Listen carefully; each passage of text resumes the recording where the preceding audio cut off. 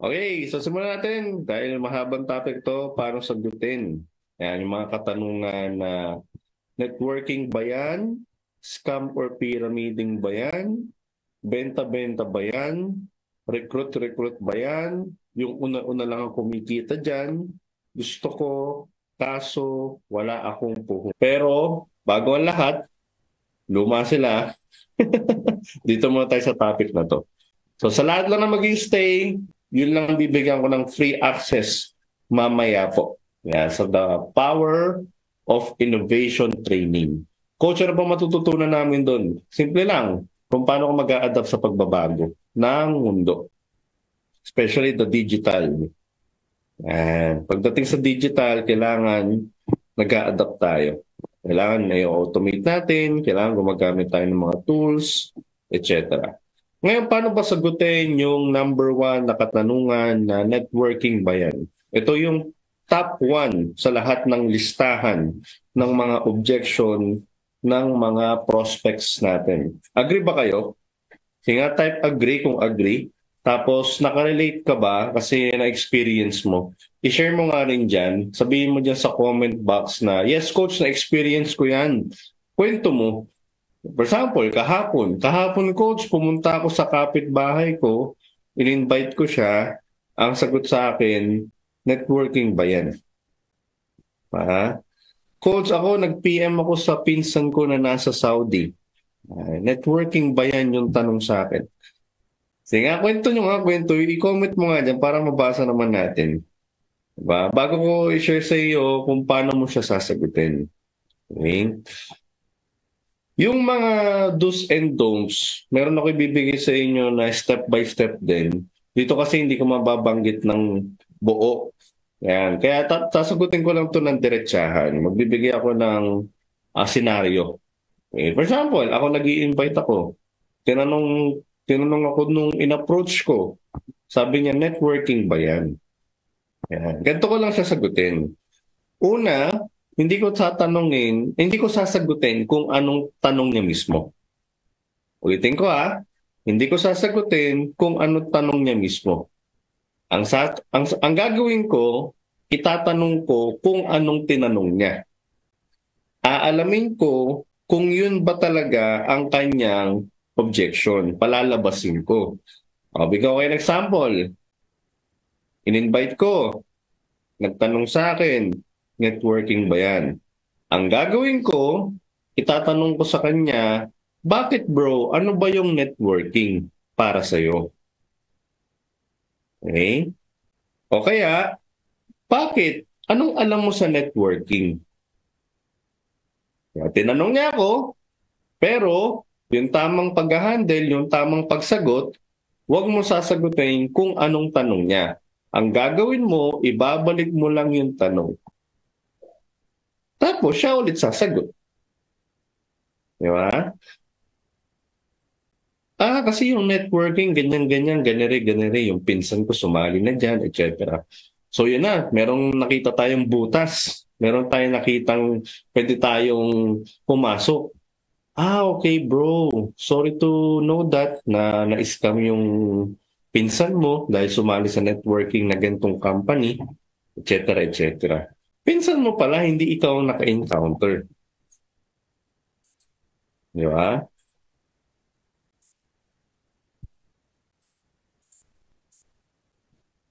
So, ibig sabihin, sorry na ano ko doon sa video. So, ibig sabihin, nalaman natin kung saan galing yung objection, saan nagsimula. Tapos, dahil alam natin, yun yung i-handle natin. Okay, yung pinsan mo pala yung naka-experience, hindi ikaw. Okay? Alam mo bro, sa totoo lang, ako din, ayoko ng networking. Kasi kamukha mo, yung pinsan ko nasa ganyang company. Which is totoo naman, bago ako pumasok sa Uno, yung mga pinsan ko, yung mga kaklose kong pinsan, lahat kami iba-ibang company. Kaya nga pinagtatawanan kami ng mga tita ko, sila mami. Kasi iba-iba kami, may ganto, may ganyan. Tapos ako sa Uno. Ngayon, Ako lang yung nag-continue talaga. Ako lang talaga yung nagsumikap. Kaya ngayon, nandito ako.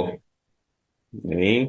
Kasi bro, alam mo, iba pala yung narinig, iba pala yung nakita, iba pala yung pinag-aralan. Kaya ngayon, pinag-aralan ko siya. At ang good news, nung pinag-aralan ko, naging maayos naman. Tanong ko sa iyo, bro, kapag ba may mga tutulong sa iyo para maging successful ka sa gagawin natin, igagrab mo ba yung opportunity? Yes or no? Ano yung sasagot niya? Di ba? So, nasabi niya yung objection niya, pero na-handle mo ng tama. Di ba? Yung iba kasi ang ginagawa, pag tinanong sila, networking ba yan? Siyempre, ang unang mindset mo, naku, lahat na nagtanong sa akin ito negative. Kaya ikaw, para mapapain mo siya, para makumbinsi mo siya, para madala mo sa office or madala mo sa Zoom, anong sasabihin mo? Naku, hindi networking to. Ha? So pag nabigyan na kita ng access dun sa kompletong training ko about sa handling objection, malalaman mo dun na wag na wag kang magsisinungaling. Yun yung number one. Pangalawa, wag kang matatakot, wag kang kakabahan. Kailangan in control ka. Kailangan ikaw lagi nagtatanong, relax ka lang, ipakita mo sa kausap mo na alam mo ang ginagawa mo. Tapos nandun din sa kompletong training na yon yung mindset na dapat pinaparamdam mo sa kausap mo na sila ang may kailangan sa'yo at hindi ikaw ang may kailangan sa kanila. Ha? Meron ba kayong natuklasan? Meron ba kayong nalaman? Meron ba kayong, kumbaga parang kuminang ba yung bumbilya sa isipan nyo? Yun pala yun, coach. Kaya pala lahat ng sinabihan ko na hindi networking to, nung pinepresentahan na, naggalit sa akin. Di ba? So, tandaan mo, pag may nagalit sa'yo, may tinatawag na word of mouth. Word of mouth, sobrang powerful niyan. It's either positive or negative. Eh sana makwento, positive. Uy, alam mo ba si Juan, ang ganda nung ginagawa. Eh hindi ka marunong mag-handle ng objection. Hindi ka umaate ng mga gantong training. Hindi mo naririnig yung mga gantong skills training. 'Di ba? Anong kakalat na kwento? Nako, si Juan, naghahanap ako ng trabaho. Ang sabi, hindi networking. Pagdating doon, kailangan ko ng pera, tapos pinaglalabas pa ako ng pera. Di ba? Tandaan mo, pag nagsinungaling ka at the first place, mahihirapan ka ng i-handle. Di ba? O pangalawa, scam or pyramiding ba yan? Di ba normal yan, ginagawa ng mga, siyempre, lalong-lalo beginners, lalong-lalo yung mga kapapasok lang sa negosyo natin. Pag tinanong ka, scam or pyramiding ba yan? Ang sasabihin mo, naku, hindi. Ito nga yung mga permits eh. Ito yung mga awards oh. Ito yung mga cheque. Ito yung mentor ko. Ito yung downline ko. Ito yung crossline ko. Ito dating ganito. Ito dating ganyan. Diba? Imagine mo, scam or pyramiding ba yan? Di ba normally ganun ginagawa natin? Ang tawag doon, nagiging defensive. O isang technique pa or isang tips pa sa pag-handle ng objection. Huwag niyong ibigay yung ine-expect niyang isasagot mo. Kahit ikaw naman, ilagay mo yung sarili mo sa kanila. Di ba ine-expect mo, pag meron kang objection, ine-expect mo, magiging defensive yung kausap mo. Diba? Ay sabi ko na nga ba, magpapakita ng mga permits to eh. Sabi ko na nga ba, papakausap ako sa iba nito eh. Sabi ko na nga ba, kukonbinsin ako nito eh. Sabi ko na nga ba, sabi ko na nga ba. Yun yung sinasabi ng mga prospects mo. Di ba? O paano mo ulit i-handle niya? Paano mo sasagutin yan? Sabi ko nga kanina, huwag mong sasagutin kung anong tanong niya. Ang gagawin mo, ibabalik mo lang yung tanong. Aalamin mo talaga kung ano ba yung objection. For example, scam or pyramiding ba yan? Bakit? Ano yung pyramiding? Para sa'yo, ano ba yung pyramiding? Para sa'yo, ano ba yung scam? Diba? Ay, yung scam, yung naglabas ng pera, wala kang kinita, tapos wala ka naman nakuha. O di ba sa presentation natin, bro, kanina, pagkalabas mo pa lang ng 9998, may bumalik na agad sa'yo. Ang tanong, na-scam ka ba? Di ba? Pyramiding ba yan? Kung ako din, ang tingin ko sa pagpasok ko dito sa business, kala ko din pyramiding eh. Pero, structure purposes lang pala yun, bro. Mahirap kasing i-explain yung binary kung hindi siya pa pyramid style. Yeah. Paano i-explain yung kung diretso lang? Paano ko i-explain yung kung hindi pa baba, pataas? Di ba? Huwag ka mag-alala bro. Alam mo, dating ganyan din ako nagtatanong. Buti nga nagtatanong ka rin kasi pag di ka nagtanong ngayon, hindi masasagot yung tanong mo. Tapos pag nagtanong ka pa sa iba na hindi talaga nakakaalam, magiging mali yung pag-iisip mo. Huwag ka mag-alala bro, sumali ka man o hindi dito, okay lang sa akin. Ang importante lang sa akin, maliwanagan ka, kaysa naman na hindi ka sumali, tapos paglabas mo, kakausapin mo ibang tao. Tandaan mo bro, pag may sakit ka, ang lalapitan mo, doktor, hindi arkitekto. Ganon din dito. Kung gusto mo sumama sa gantong business, magtanong ka sa mga nakagawa, hindi sa mga hindi pa nakakagawa. Di ba? O, tapos marami pa yun, mahaba pang conversation yun. Again, pag nakasama ka sa mga trainings kung ganyan, kumpleto, Ricardo, pati kung anong oras ka magre-reply, ilang minuto ka magre-reply, ilang oras mo siya paghihintayin, ano yung sasabihin mo para habulin ka, lahat yan nasa exclusive training ko. O pangatlo, benta-benta ba yan? Sino dito naka-encounter na ganyan? Yung pag nasa presentation ka, pinakitaan mo lang ng produkto. Ang isipin agad, magbebenta siya. Kahit sabihin mo paulit-ulit na optional lang, pwede kang kumita kahit hindi ka nagbebenta. Di ba may mga ganun tao, hindi nila naiintindihan. Kaya may lumalabas na objection na benta-benta ba yan? Or minsan, kapag ini-invite mo pa lang, yan na agad ng sinasabi. Benta-benta ba yan? Okay? Anong gagawin mo? Ganun din. Sa recruit ba yan? O, pinag-isa ko na lang to para mabilisan lang tayo kasi ulitin ko, limited time lang tayo dito. Ganun lang din. Ibalik mo yung tanong. Bakit? Mahilig ka ba magbenta? Bakit? Mahilig ka ba mag-recruit? Naalala ko to din sa Great Hall to, sa Great Hall nung Old Normal. Hindi ko malilimutan to. Kasi may sinabi ako doon technique na magmaang-maangang ka. Kumaga parang, yun nga, yung objection na networking ba yan? Magmaang-maangang ka na kunyari, ano yung networking? Di ba? Ano yung pyramiding? Maang-maangan. Ngayon, nung nandito na sa topic na to na benta-benta ba yan, in-apply pa rin yung maang-maangan. Sabi ko, paano mo i-handle pag may objection na benta-benta ba yan?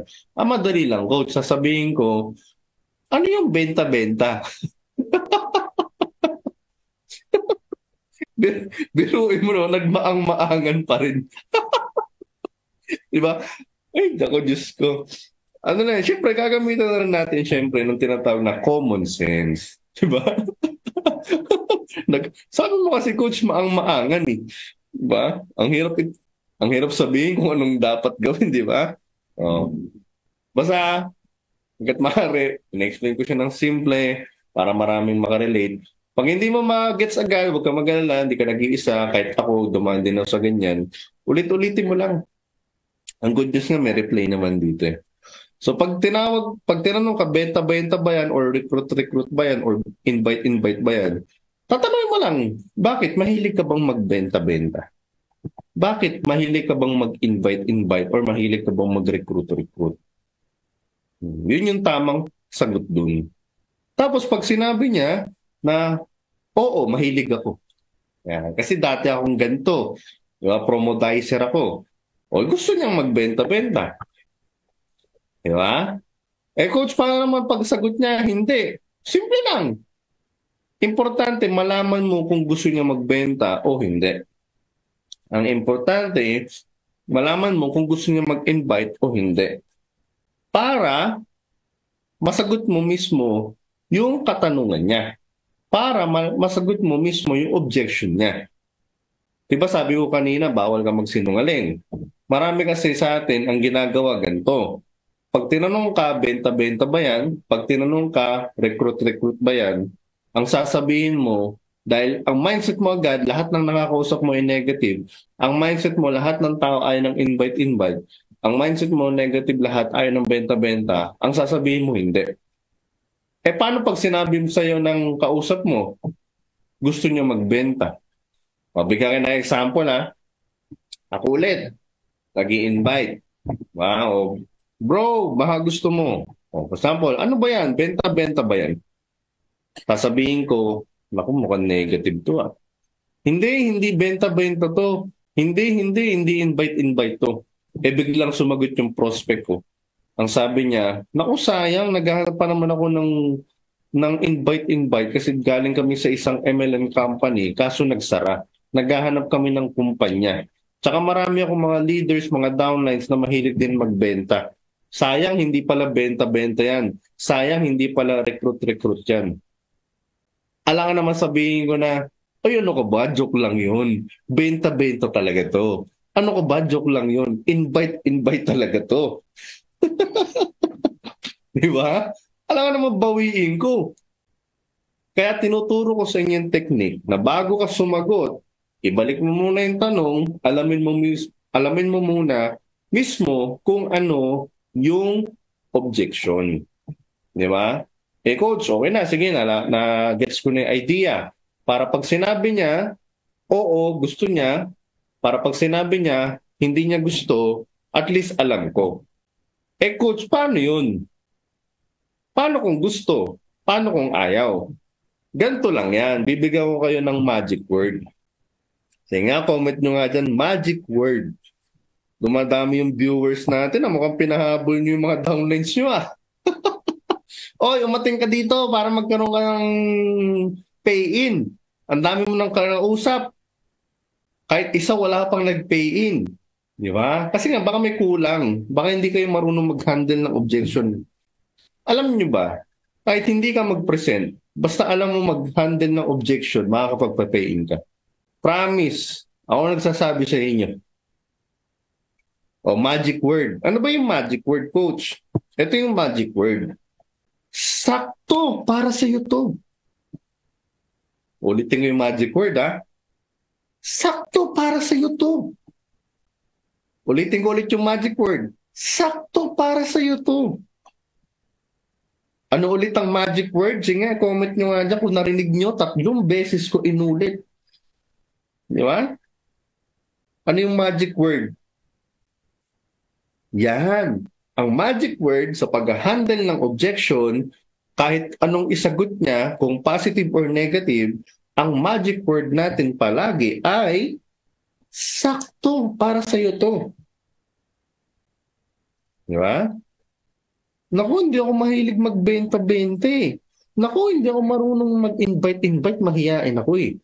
Ang isasagot mo, yung magic word. Sakto bro, para sa iyo to. Alam mo ba, marami sa amin, ayaw ng benta-benta, ayaw ng invite-invite, pero kumikita. Tapos tigil ka. Titignan mo yung magiging reaction niya. Diba? Eh coach, paano naman pag gusto niya? Ganun din. Sakto bro, para sa iyo to. Kasi marami sa amin, mahilig magbenta, mahilig mag-invite. Ngayon, ang lalaki ng kinikita.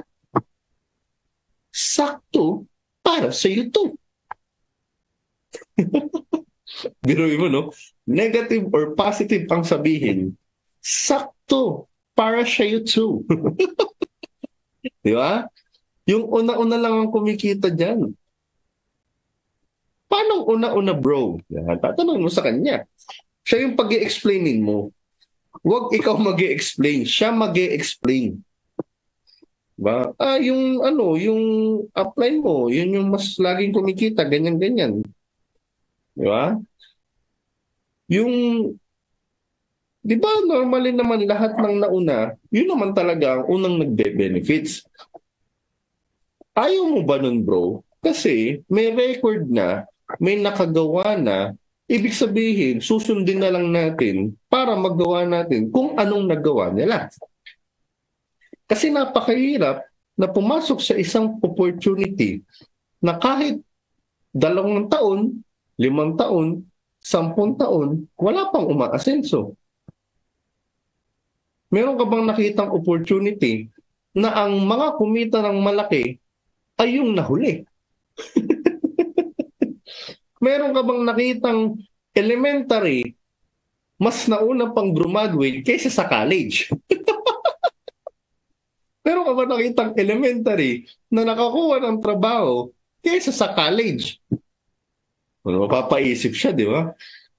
Oh, huwag ka mag-alala, bro. Nagtanong din ako, napaisip din ako, may objection din ako ganyan, negative din ako dati. Sakto nga para sa atin to. Kasi yung mga naging asensado dito, yung mga dating negative. Kaya sakto, kung negative ka, sakto para sa iyo to. Sa mga nanood, sakto ba para sa inyo to? May natututunan ba? May natututunan? Di ba? Hindi pa kumpletong script yung sinasabi ko sa inyo, pero sakto, guys. Para sa inyo to. Gusto ko kaso wala akong puhunan eh. Di ba? Anong sasabihin dyan? Ayan na, mahirapan si coach dyan kasi lahat ng kinausap namin walang puhunan. Simple lang, ganito naman ang sasagutin.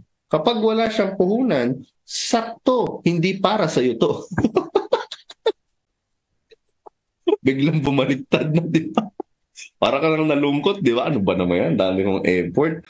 Tapos sasabihin, walang puhunan. Di ba? Anong gagawin mo dyan? Ang ginagawa ng iba dyan, sinusukuan na. Ang ginagawa ng iba dyan, nafe-feel nila parang nagsayang sila ng pagod, nawalan ng visa, yung mga training na inatinan, di ba?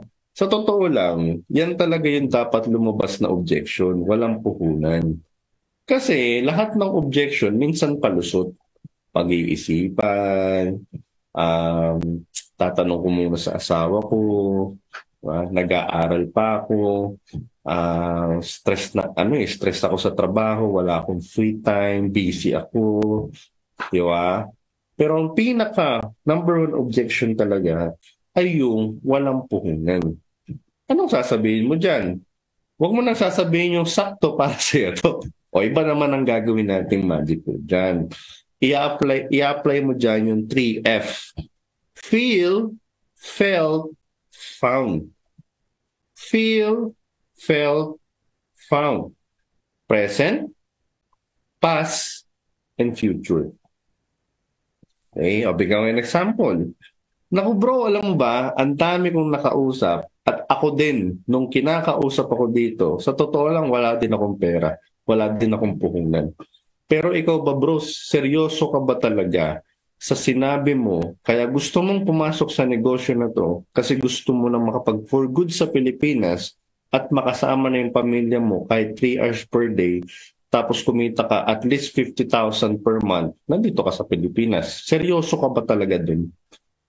Oo, seryoso talaga ako kasi 10 taon na ako dito abroad, ganyan. Biruin mo bro. For example, wag mong gawin to. Meron bang opportunity para mapabilis na mapauwi ka sa Pilipinas? Para makasama mo yung family mo? Diba, mapapaisip na naman siya.